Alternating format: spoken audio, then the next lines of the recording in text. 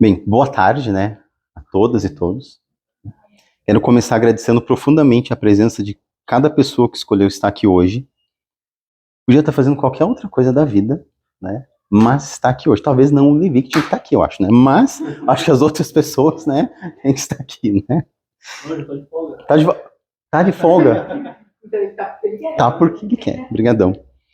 Agradeço à livraria, né, Levi, pelo acolhimento desse lançamento. Um espaço que sempre acreditou na importância dos livros como lugar de encontro, de pensamento e de diálogo. Quero agradecer também, não está aqui, presente, ao meu ex-orientador lá do TCC em Filosofia, mais ou menos quando o Pedro II ainda estava no Brasil, ali era jovem, né, o professor Márcio Soares, cuja presença e trajetória acadêmica marcaram profundamente minha formação.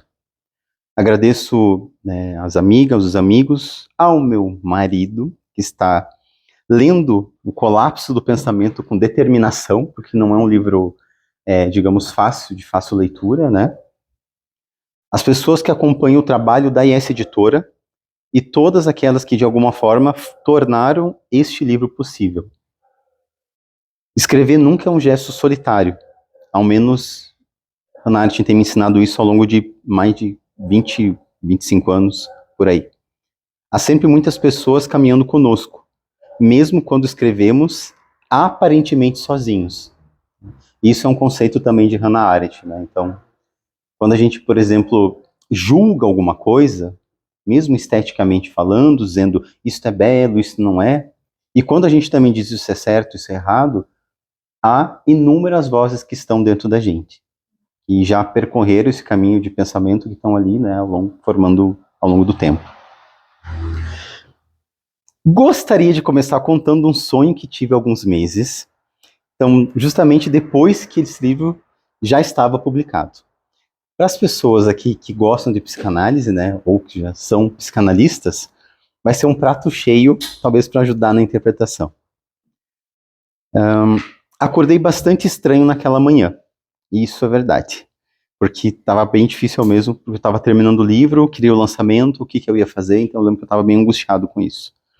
No sonho, eu estava em uma espécie de evento, talvez uma conferência ou uma festa, um espaço público com muitas pessoas. Logo na entrada haviam vários policiais, mas eles não organizavam nada. Pelo contrário, discutiam entre si. Eu estava naquele lugar porque precisava participar de algum painel, apresentar alguma ideia.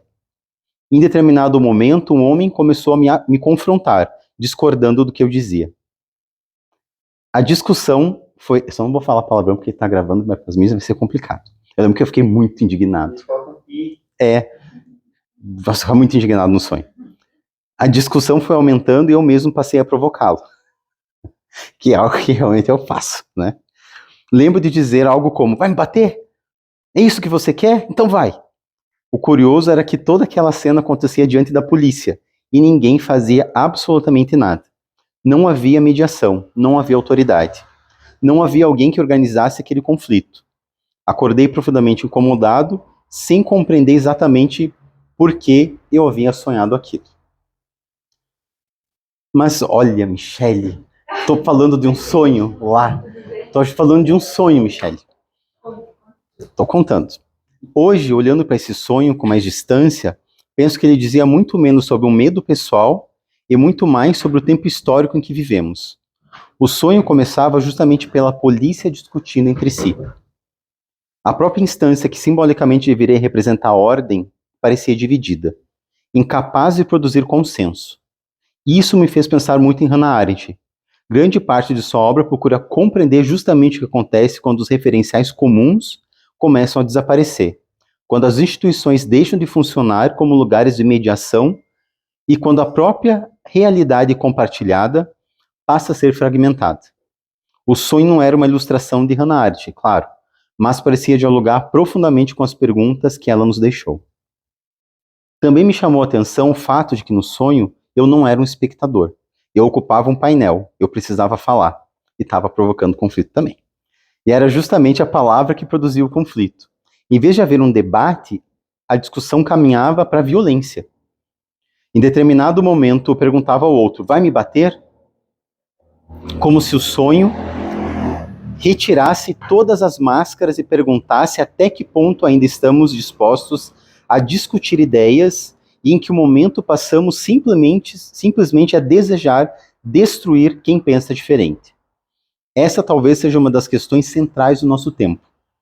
Quando a palavra deixa de produzir pensamento e passa apenas a organizar inimigos, algo muito mais sério acontece com a vida pública. Foi justamente tentando compreender esse movimento, talvez interno e externo, que nasceu o colapso do pensamento. Hannah Arendt, A Banalidade do Ódio e o Brasil no Bolsonarismo. Este não é um livro sobre um partido político específico, nem um livro escrito para convencer alguém a votar de uma determinada maneira.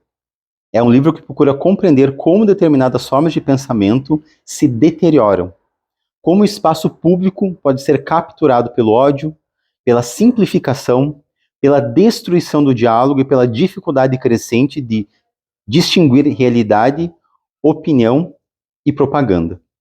Mais do que oferecer respostas prontas, ele procura formular perguntas que considera urgentes para qualquer sociedade democrática. Este livro também foi um exercício de responsabilidade intelectual. Vivemos um tempo em que a velocidade muitas vezes substitui a reflexão, em que reagimos antes de compreender e compartilhamos antes de pensar. Instagram, TikTok, qualquer outra plataforma, você manda, nem verifica aquela informação, tá disparando. Tá tomando detergente também, né?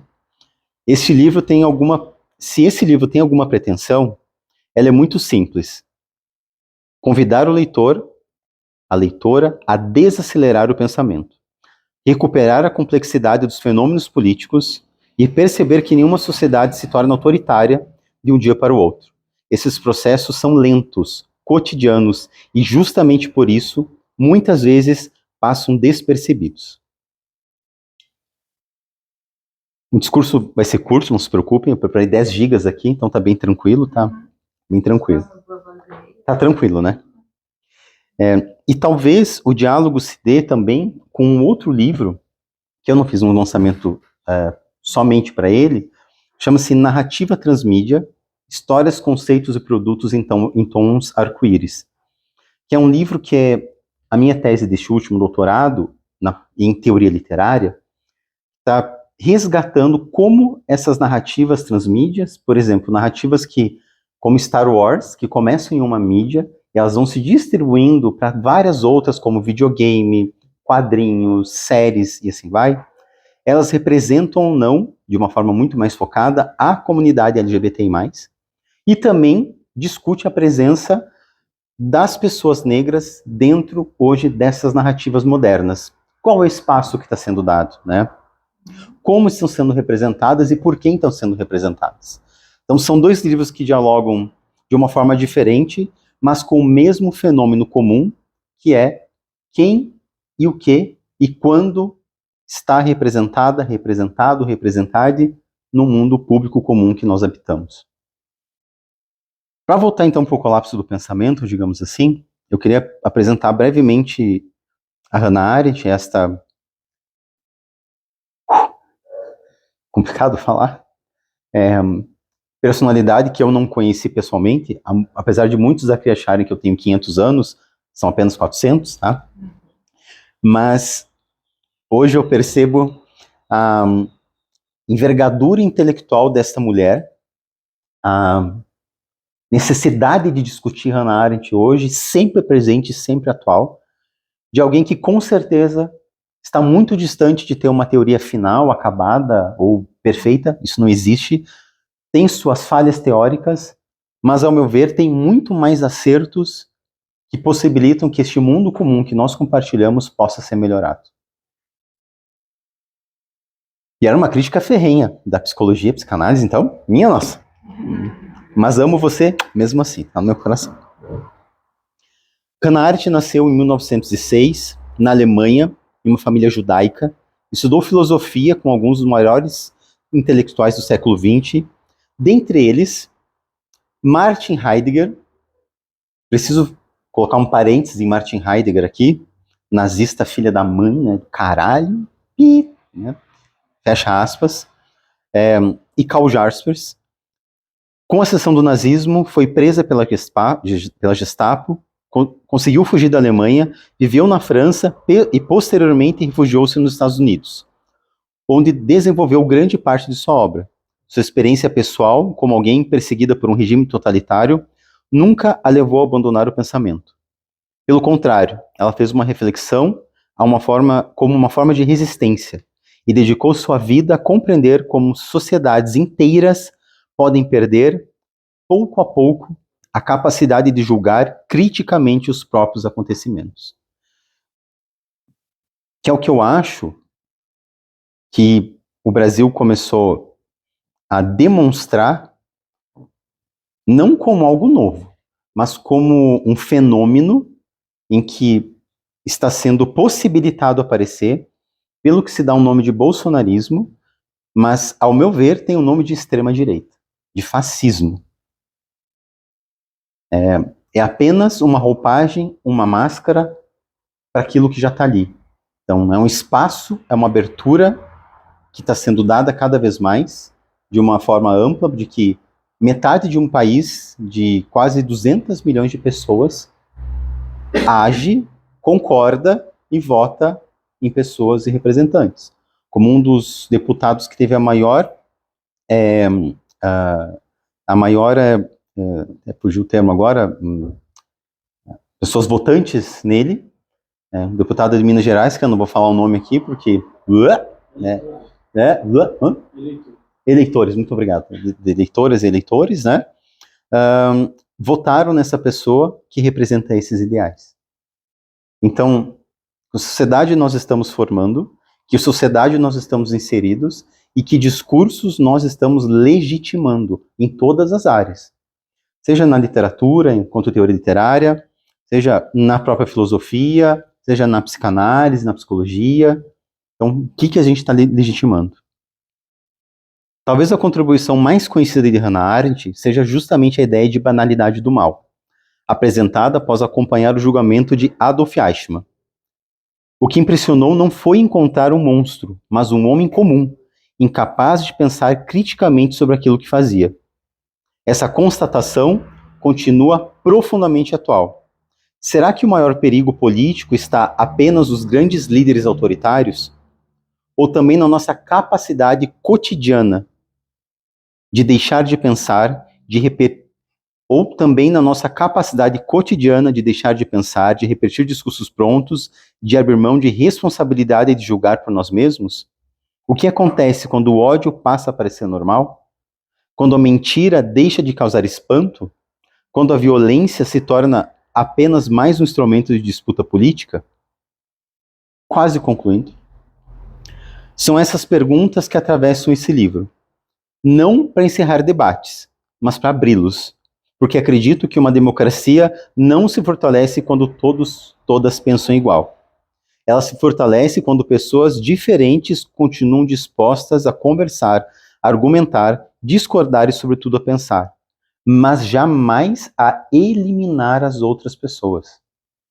Jamais a considerar que outras pessoas não merecem dividir nenhum espaço compartilhado de forma comum. Isso tem um nome. Pode ser dado o nome de genocídio, de assassinato, de crime, como queiram dar. Se este livro conseguir provocar um pouco mais de reflexão, um pouco mais de cuidado com as palavras e um pouco mais de responsabilidade diante do mundo comum que compartilhamos, então ele já terá cumprido sua principal finalidade. Ainda assim, antes de concluir, eu fiz um apontamento que talvez nem todas as pessoas conheçam essa história, né? Mas acho que ela é válido evocar essa história. A Hannah Arendt tinha 17 anos quando ela estava na Universidade de, acho que é Königsberg, se eu não me engano, acho que é Königsberg, e ela foi aluna do Martin Heidegger. Naquele momento, mas 1927 por ali, Martin Heidegger não havia ainda se filiado ao Partido Nacional Socialista, que viria a ser denominado como o nazismo, né? Mas eles tiveram um envolvimento amoroso. Heidegger, homem do seu tempo, já casado, com filhos, né? Então um homem da moral, dos bons costumes, tinha não só Hannah Arendt, mas várias outras mulheres como amantes, né? Mas a Hannah Arendt, ela em 2 anos, quase 3 depois, ela rompe com Heidegger. Ela rompe com ele. Possivelmente, não só por ideais dele, mas porque ela não amava mais ele, né? Mas tem uma coisa que me chama a atenção, que eu preciso evocar, que, né, o Heidegger, é claro, fez uma troca intensa de cartas com a Hannah Arendt. Nós não temos as cartas, né, das cartas que ela mandava para ele, por obviedade, e se a dona Elfriede Heidegger pegasse essas cartas, o que aconteceria em casa seria dar muito ruim, né? Mas nós temos as cartas, então, que ele mandava para ela. E numa dessas cartas, Heidegger diz que a obra que ele tinha finalizado, Ser e Tempo, que é conhecido como uma grande obra na filosofia, né? Sartre vai discordar disso, mas não vou trazer esse ponto, que é muito rolê agora, né? Mas é uma grande obra na filosofia. Ele fala que gostaria de dedicar a ela, a Hannah Arendt. Mas ele não faz porque na carta está algumas questões impedem. Ele era casado, ele dizia o quê para a mulher dele? Vou dedicar para minha aluna aqui? Não, né? Não tinha como. Mas por que isso é importante? Porque isso mostra que desde muito cedo, além de dar aulas aos 15 anos de aramaico, grego e latim, Hannah Arendt já se posicionava intelectualmente como alguém que não tinha medo de falar aquilo que era necessário. E no caso Eichmann, isso vai aparecer de uma forma muito, muito, muito grande, que é o quê? Quando a própria polícia, né, e o Serviço de Inteligência de Israel vão atrás de Hannah Arendt para impedir que ela continue publicando e falando sobre o livro Eichmann em Jerusalém. E ela fala que ela não vai retroceder, que ela não vai recuar, né? De outro tanto, eu penso que muitas vezes, até na psicanálise, enquanto psicanalista, sustentar uma posição é não recuar eticamente do seu compromisso, seja com você mesmo enquanto profissional, e seja talvez dizer, se é possível, para analisando, não recue da sua posição ética, não é?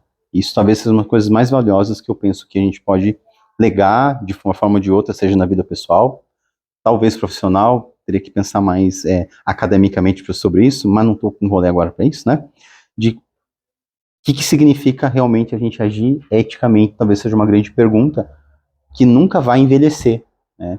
E é uma pergunta que atravessa e perpassa, com certeza, este livro, do começo ao fim. Para finalizar 2 agora, né? O Narrativa Transmídia, ele surge em um momento em que a própria militância, como o Ellison falou, LGBTI+, ela começa a se entranhar em mim, digamos assim, de uma forma, de uma vivência também, em que a literatura me possibilitou olhar para a minha prática, no caso do que eu vejo, do que eu ouço, e selecionar, entender de uma forma mais aguçada se aquilo que eu estou vendo ou ouvindo também me representa.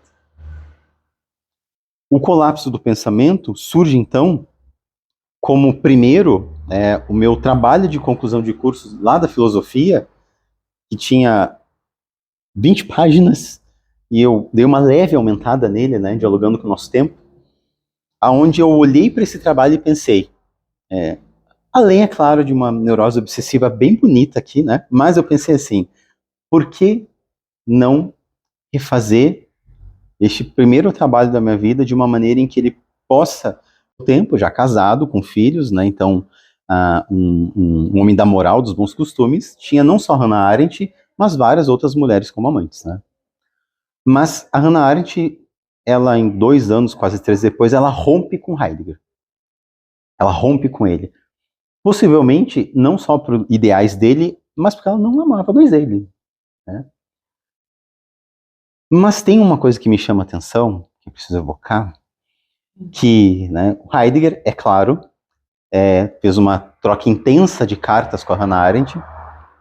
Nós não temos as cartas, né, das cartas que ela mandava para ele, por obviedade, e se a dona Elfriede Heidegger pegasse essas cartas, o que aconteceria em casa seria dar muito ruim, né? Mas nós temos as cartas, então, que ele mandava para ela. E numa dessas cartas, Heidegger diz que a obra que ele tinha finalizado, Ser e Tempo, que é conhecido como uma grande obra na filosofia, né? Sartre vai discordar disso, mas não vou trazer esse ponto, que é muito rolê agora, né? Mas tem uma grande obra na filosofia. Ele fala que gostaria de dedicar a ela, a Hannah Arendt. Mas ele não faz porque na carta está algumas questões impedem. Ele era casado, ele dizia o quê para a mulher dele? Vou dedicar para minha aluna aqui? Não, né? Não tinha como. Mas por que isso é importante? Porque isso mostra que desde muito cedo, além de dar aulas aos 15 anos de aramaico, grego e latim, Hannah Arendt já se posicionava intelectualmente como alguém que não tinha medo de falar aquilo que era necessário. E no caso Eichmann, isso vai aparecer de uma forma muito, muito, muito grande, que é o quê? Quando a própria polícia, né, e o Serviço de Inteligência de Israel vão atrás de Hannah Arendt para impedir que ela continue publicando e falando sobre o livro Eichmann em Jerusalém. E ela fala que não, que ela não vai retroceder, que ela não vai recuar. Né? De outro tanto, eu penso que muitas vezes, até na psicanálise, enquanto psicanalista, sustentar uma posição é não recuar eticamente do seu compromisso, seja com você mesmo enquanto profissional, e seja talvez dizer, se é possível, para analisando, não recue da sua posição ética, não é? Isso talvez seja uma das coisas mais valiosas que eu penso que a gente pode legar de uma forma ou de outra, seja na vida pessoal, talvez profissional, teria que pensar mais academicamente sobre isso, mas não estou com rolê agora para isso, né? De o que significa realmente a gente agir eticamente, talvez seja uma grande pergunta que nunca vai envelhecer, né? E é uma pergunta que atravessa e perpassa, com certeza, este livro, do começo ao fim. Para finalizar dois agora, né?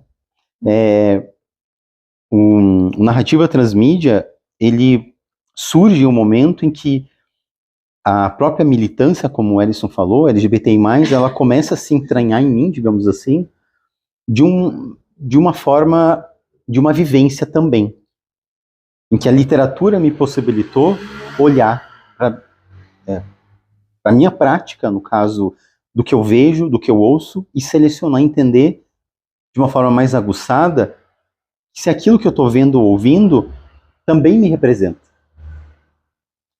O colapso do pensamento surge, então, como primeiro, o meu trabalho de conclusão de cursos lá da filosofia, que tinha 20 páginas, e eu dei uma leve aumentada nele, né, dialogando com o nosso tempo, aonde eu olhei para esse trabalho e pensei, além, é claro, de uma neurose obsessiva bem bonita aqui, né, mas eu pensei assim, por que não refazer este primeiro trabalho da minha vida de uma maneira em que ele possa dialogar e conversar com o tempo que eu vivo e com o tempo que outras pessoas viverão para muito além de mim. Muito obrigado pela presença de vocês. Para adquirir as obras, só passar a falar com no Thiago, então só adquirir ali. Agradeço mesmo a presença. Espero que essa tarde seja menos um lançamento do livro, mais um convite para a gente pensar juntos. É uma alegria mesmo enorme de estar aqui compartilhando esse momento com vocês. E aguardo perguntas antes de passar autógrafo e tudo mais aí. Obrigado, gente.